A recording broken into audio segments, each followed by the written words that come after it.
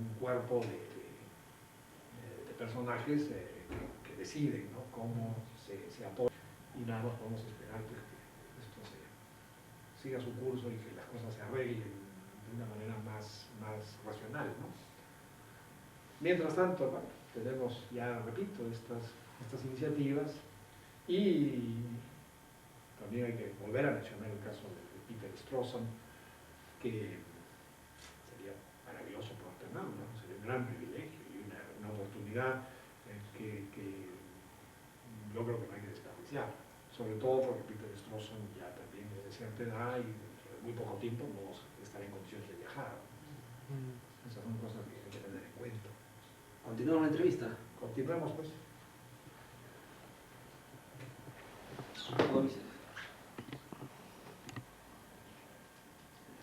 Profesor Cordero, entonces podemos decir que actualmente el avance y el conocimiento científico conoce realmente la realidad tal como ella es. No creo que se pueda decir eso. Lo que tenemos es modelos mucho más refinados de la realidad que en ninguna otra época. Si, simplificando muchísimo, yo avalaría la metáfora del mapa. La ciencia lo que produce es un mapa de lo que llamamos la realidad. Y este mapa es, bueno, un muy buen mapa, pero como todos sus análogos geográficos, no es perfecto. El único mapa perfecto es la realidad misma, pero entonces ya no es un mapa.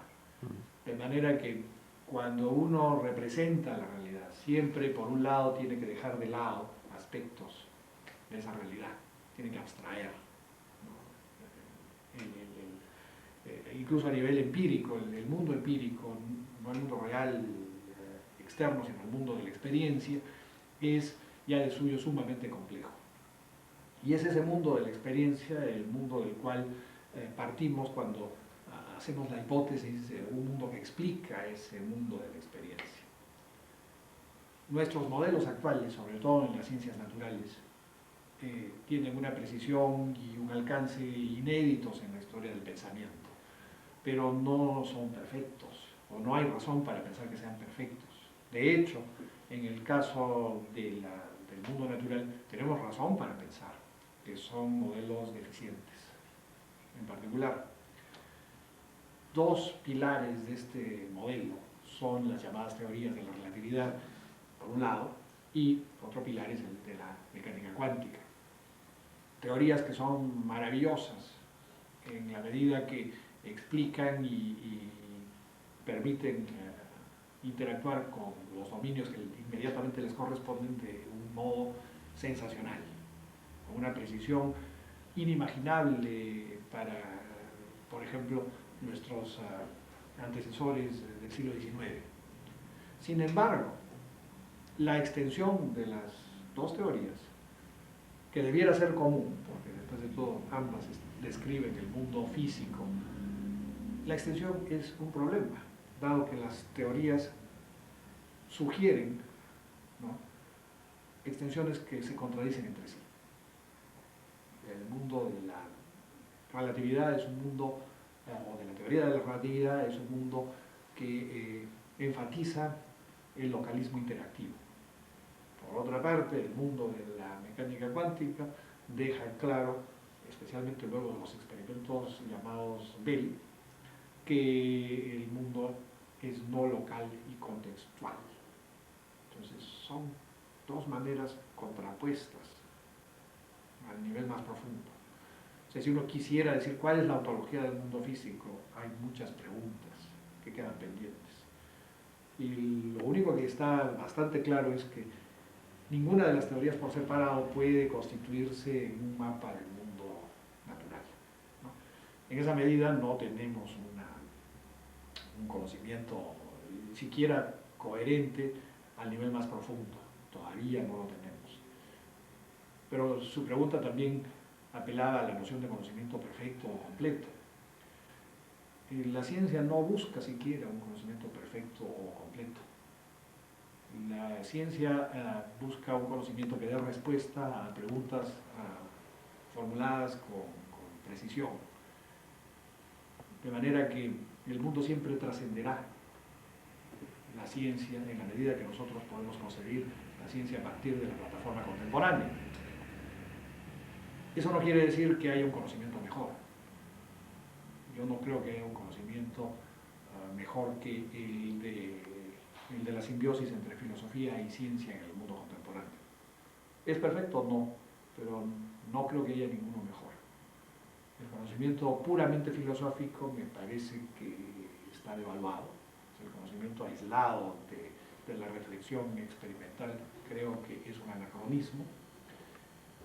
El acceso místico a la realidad creo que también está bastante devaluado en el mundo contemporáneo, de manera que nos queda una tradición cognoscitiva que yo diría pues es la que ha triunfado, no porque sea perfecta, sino porque los otros modelos de conocimiento que han caracterizado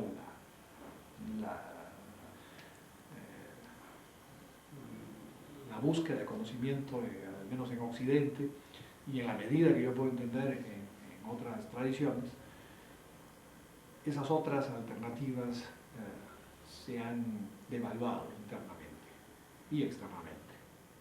Dicho en otras palabras, ya no hay lugar para lo sobrenatural, para Dios. No, sí hay lugar, claro que hay lugar. No hay necesidad, pero sí hay lugar.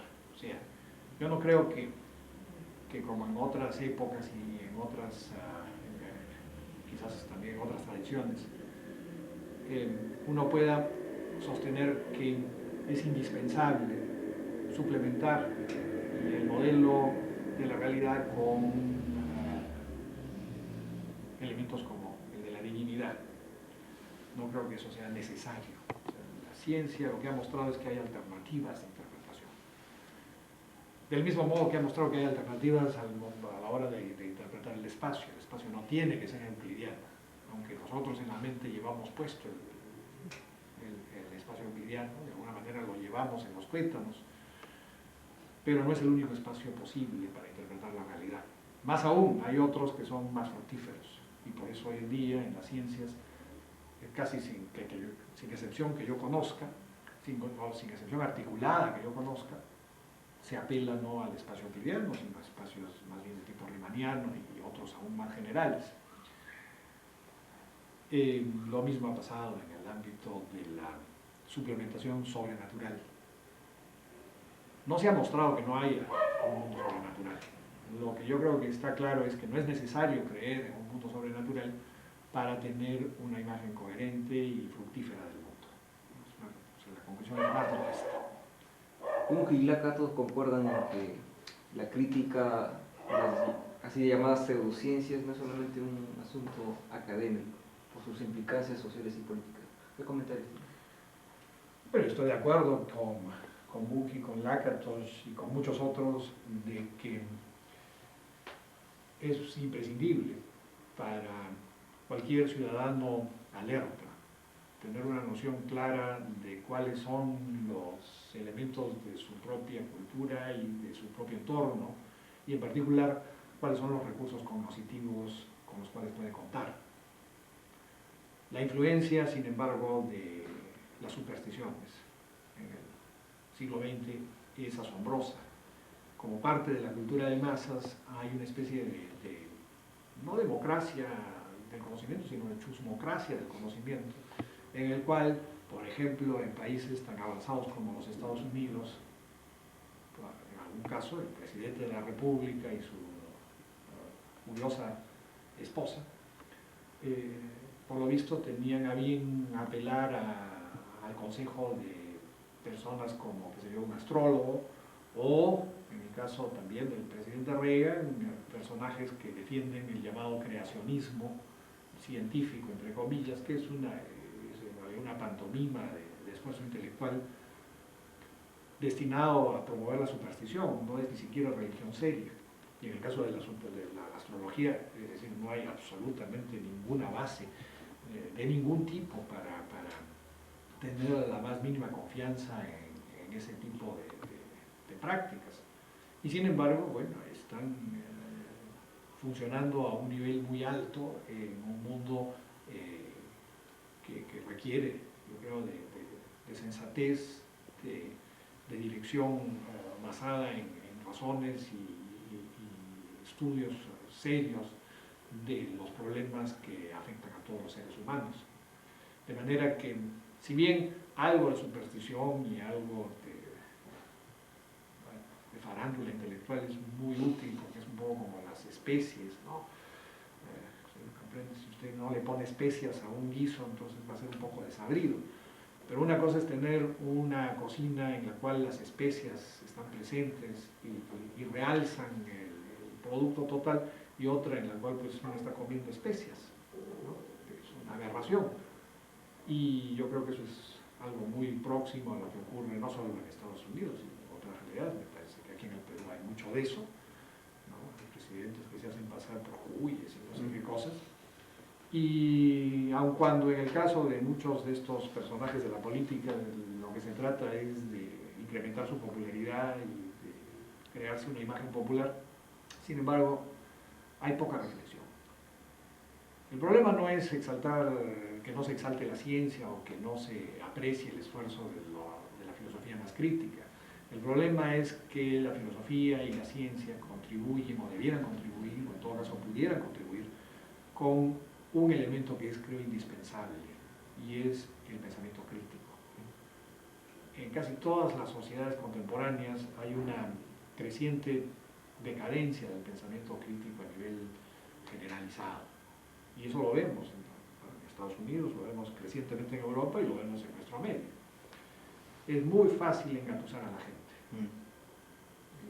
La popularidad política es casi un ejercicio de lenguaje de cráneos a nivel popular, y eso ocurre sobre todo en un medio en el cual el ciudadano no está, por cualquiera de las razones que esto pudiera, a las cuales esto pudiera remitirse, no está en condiciones de pensar su propia realidad. No es que no la piense, una cosa es que uno se dé vacaciones intelectuales y otra cosa es que no pueda pensar. Y como lo que hacemos es instruir, en vez de educar, estos aspectos que son los más delicados, este modo de pensar, este modo de combinar el escepticismo con la creencia que la ciencia representa, ¿no? Y sobre todo el espíritu crítico que subyace bajo esas prácticas, a veces no es considerado o no es tomado a nivel consciente ni siquiera por los científicos. Entonces es una pérdida de recursos que yo creo que si los utilizamos podrían ayudar significativamente al desarrollo de un mejor mundo. No porque la ciencia y la filosofía vayan a actuar de modo directo, sino porque van a colocar a las personas que cultiven esta manera de pensar, o que aprendan acerca de esta manera de pensar, a un nivel más crítico y por lo siguiente más alerta de los problemas y de las soluciones que se les ofrecen. Y eso yo creo que es fundamental en la realidad contemporánea, en la cual el mejor proyecto es el proyecto democrático, pero tiene que ser pues una democracia de ciudadanos más ilustrados. Y esa ilustración tiene muchos aspectos, uno de los cuales es la capacidad para pensar críticamente y de manera especial la capacidad para, de un modo contemporáneo, combinar, ¿no?, la posibilidad de creer con el escepticismo acerca de exageraciones como las que uno ve en el mundo del conocimiento simplificado. Yo creo que eso es sumamente importante. Entonces una labor del filósofo sería educar críticamente. Claro, eso es yo creo que, esa es la razón por la cual debiera ser importante que todos los ciudadanos durante una época en el desarrollo de su intelecto tomen algunos cursos de filosofía. Esa es la principal razón, no para que sean filósofos, que algunos lo serán, la mayoría no lo será, pero para que adquieran contacto con esta manera crítica de pensar y de representar el mundo. Por supuesto, esto sugiere una dificultad, y es qué ocurre si los profesores no son buenos, si los profesores también son miembros de un medio que está corrompido por la chabacanería intelectual. Entonces el ejercicio fracasa. Y eso nos lleva al importante tema de la revaluación de las cátedras en todo el mundo y en particular en el Perú. Me parece parece que en el Perú es muy difícil ser profesor universitario, en parte porque no se aprecia la labor del profesor universitario, como resultado de lo cual los profesores están abandonados, pierden nivel, y entonces el hecho de que pierdan nivel debido a la falta de medios determina que también hay una realimentación en favor de la tesis de que no vale la pena, ¿no? Promoverlos, porque después de todo están dando cursos que lo que hacen es llenar un poco el currículum. Hay muchas universidades comercializadas en las cuales bueno, de lo que se trata es de poner a los estudiantes a que se sienten un rato allí, que pasen el tiempo y paguen su pensión. De manera que esos son los peligros que también hay que evitar. Y en el Perú me parece que no se ha hecho nada por el rescate de la profesión universitaria. Ya son demasiadas décadas de descalabro y esto es algo que me parece alarmante, ¿no? Entonces, el filósofo tiene que educar críticamente. ¿Qué otras críticas podría hacer el filósofo en relación a los problemas sociales? En primer lugar, ¿no? Si el filósofo pudiera transmitir la necesidad de pensar críticamente, ya habría hecho una contribución social de tal magnitud que de suyo, en mi opinión, sería suficiente para darle un sitio de honor en la sociedad. Pero por supuesto el filósofo, aparte de educar, también filosofa. Y la filosofía es esta punta de lanza en la cual lo que nosotros vemos es que a través de esa punta de lanza, es una punta de lanza que rompe los límites de las categorías recibidas.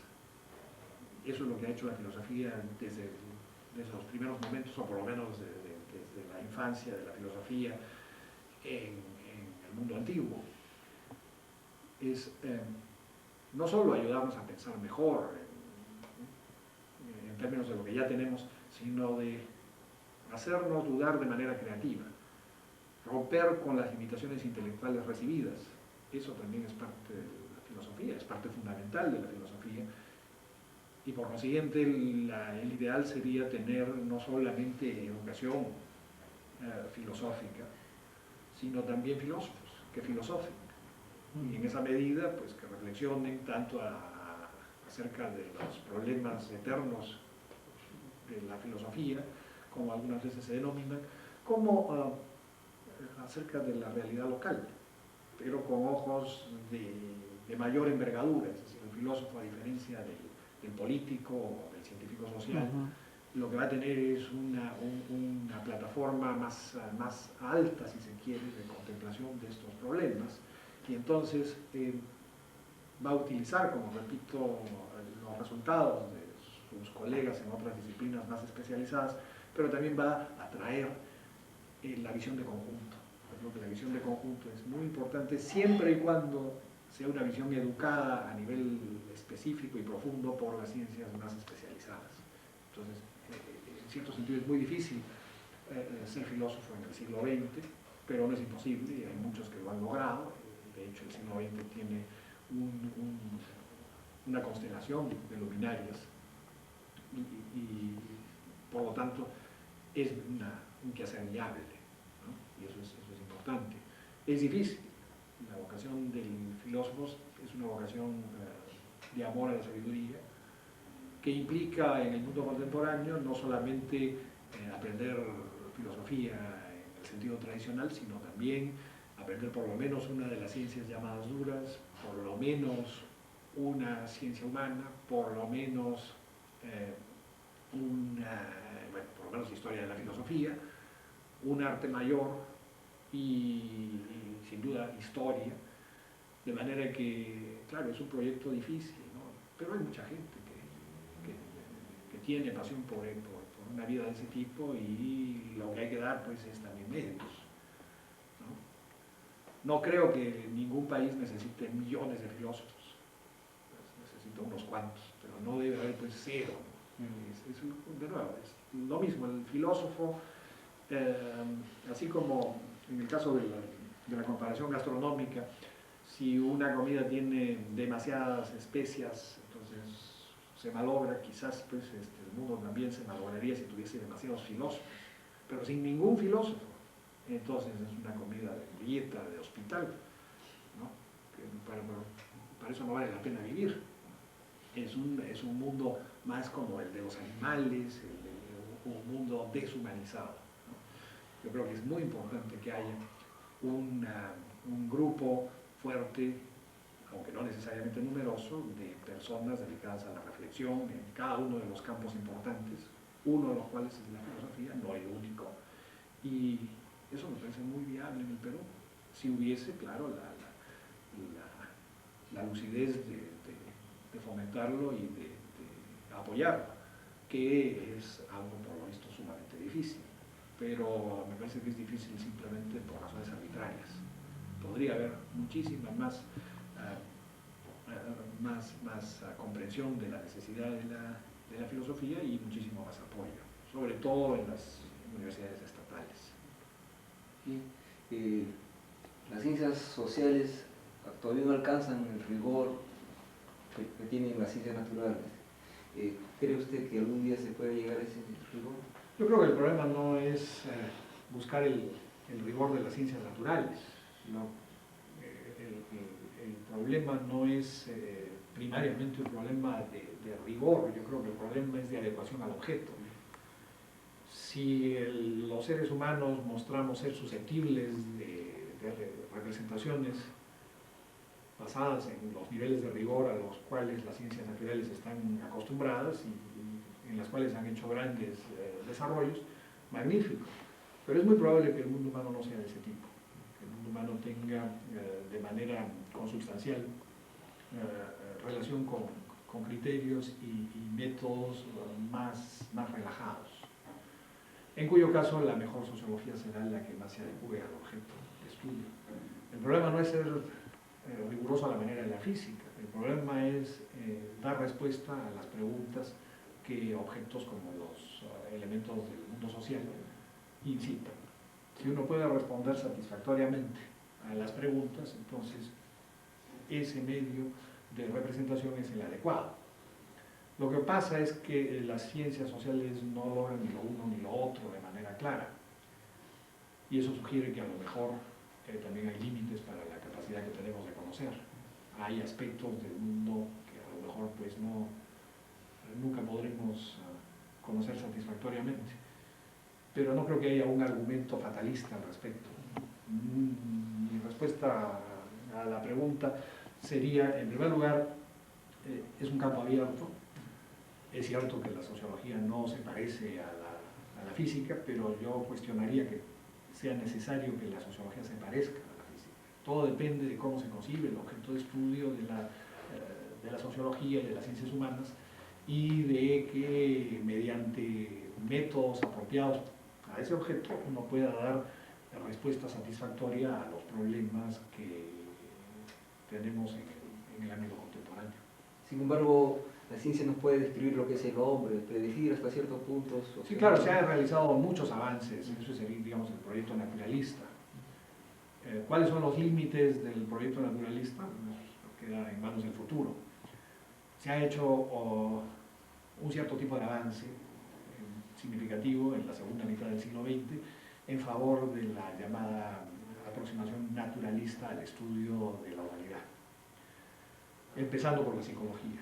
Hay grandes avances en psicología basados en el estudio de la mente humana a partir de criterios y teorías de base que proceden de las ciencias naturales duras. Filósofos como Daniel Dennett, creo yo, que son paradigmáticos en este sentido. De manera que, claro, hay avances. En el caso de la sociología, la cosa es más complicada. Ha habido modelos de tipo naturalista, pero creo que son prematuros.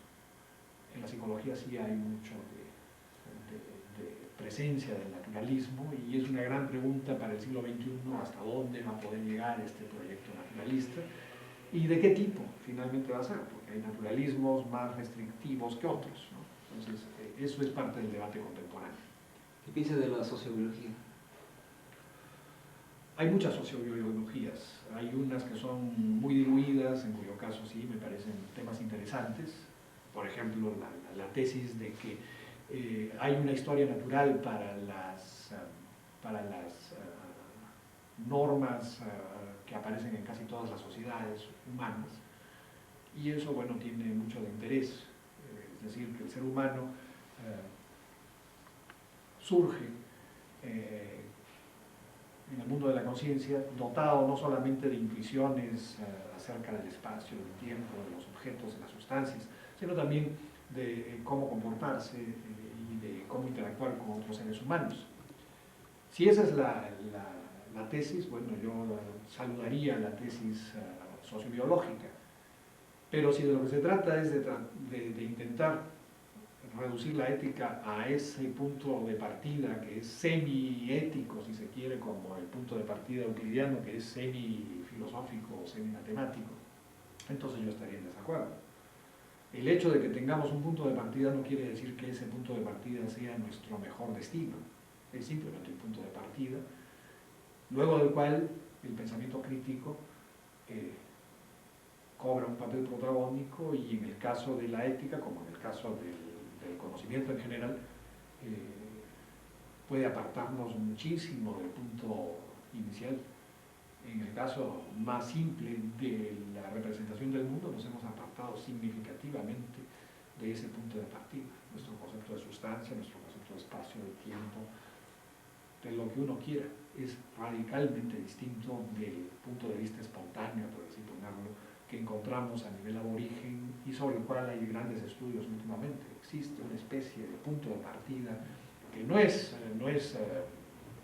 universal a todo nivel, pero sí hay una especie de núcleo, ¿no? Sobre todo en la forma como clasificamos el mundo, cómo interactuamos, cómo pensamos acerca del espacio, del tiempo, de la sustancia. Y eso es un dato importante, pero no quiere decir en absoluto que tengamos que hipotecarnos a ello, ¿no? De manera que las sociobiologías que ya son más restringidas y que son más ambiciosas, yo creo que caen en falacias triviales, que